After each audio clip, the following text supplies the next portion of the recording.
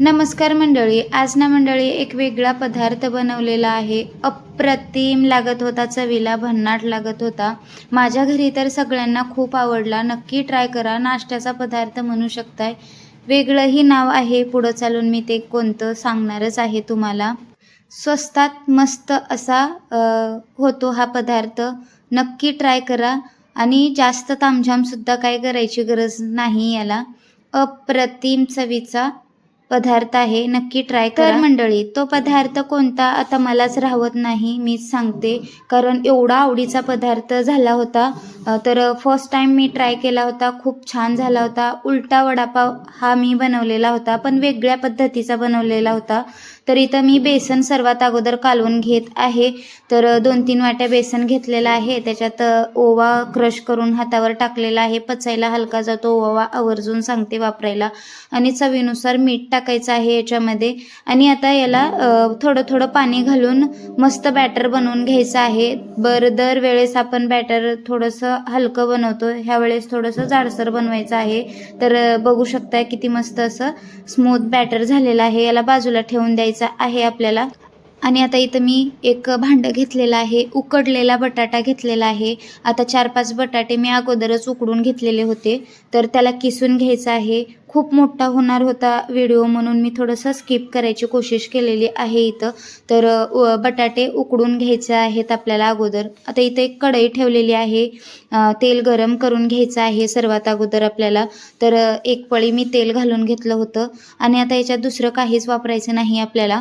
तर हिरवी मिरची, लसूण, अद्रक आणि जिऱ्याचं पेस्ट मी अगोदरच बनवून घेतलं होतं, मिक्सरला बारीक करून घेतलं होतं. आणि ते याच्यामध्ये घालून घ्यायचं आहे. आणि आता ह्याला मस्त एक अर्धा मिनटं परतून घ्यायचं आहे. मस्त हे कच्चापणा मिरचीमधला गेला की मग याच्यामध्ये आपण जो बटाटा किसून घेतला आहे तो टाकून द्यायचा आहे. आणि आता इथं मी हळद आणि मिठाचा वापर केलेला आहे. 1 चमचा इतकी हळद वापरलेली आहे आणि चवीपुरतं मीठ घालून घ्यायचं आहे. आणि आता याला एकजीव करून घ्यायचं आहे. तर बाकी दुसरं काहीच वापरलेलं नाही. थोडंसं कोथिंबीर नंतरनं मी वरनं सोडून दिलेलं आहे आणि त्यालासुद्धा एकजीव करायचं आहे. खूपच टेस्टी होते रेसिपी, नक्की ट्राय करा. आता इथं मी कोथिंबीर घालून घेतलेली आहे, एकजीव करून घ्यायचं आहे. आणि एका ताटामध्ये ओतून द्यायचं आहे आणि याला थंड करून घ्यायचं आहे. तर माझ्या मुलीला खूप घाई झाली होती खायची. मम्मी झालं का म्हणत होती. तर बघू शकताय इथं मी पसरवून दिलेलं आहे, म्हणजे लवकर थंड होईल. तर आता इथं मी ब्रेड घेतलेला आहे. तर सुरुवातीलाच मी सांगितलेलं आहे ब्रेड आणि पावापासून ही रेसिपी बनलेली आहे. तर ब्रेड क्रम्स करून घ्यायचे आहेत आपल्याला, मिक्सरला फिरवून घ्यायचं आहे.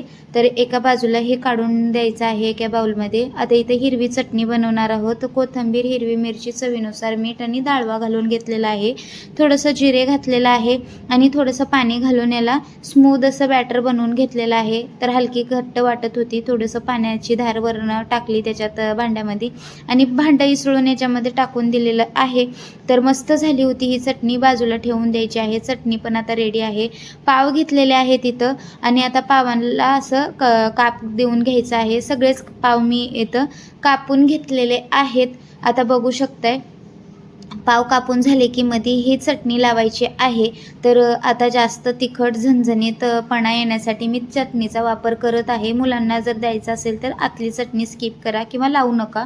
आणि आता इथं लगेच जे सारण भरून घ्यायचं आहे बटाट्याचं आपलं बनवून घेतलेलं, जे वडापावच्या वड्याला बनवतो आपण ते.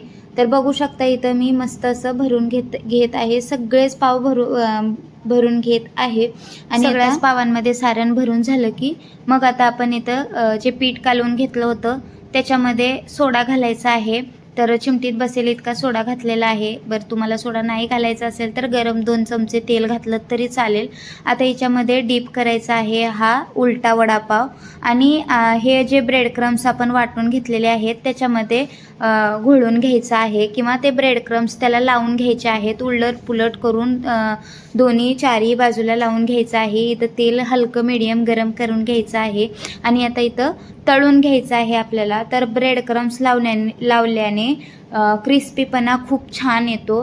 तर उलटा वडापाव तर बघितलेलाच आहे, पण ते ब्रेड क्रम्स जरा वेगळी पद्धत बनवलेली आहे. ब्रेड क्रम्स लावून मी उलट-पुलट करून ब्राऊन कलर येईपर्यंत आपल्याला तळून घ्यायचं आहे. वडापाव मी अशाच पद्धतीनं तळून घेणार आहे. तर तेलने तळवून आता काढून द्यायचं आहे. अशाच पद्धतीने मी तळून घेतलेले आहेत. मस्त मधनं कट मारून घेतलेला आहे 2 बार आणि याला सर्व केलेलं आहे. आता इथं मायोनीज घालत आहे मी.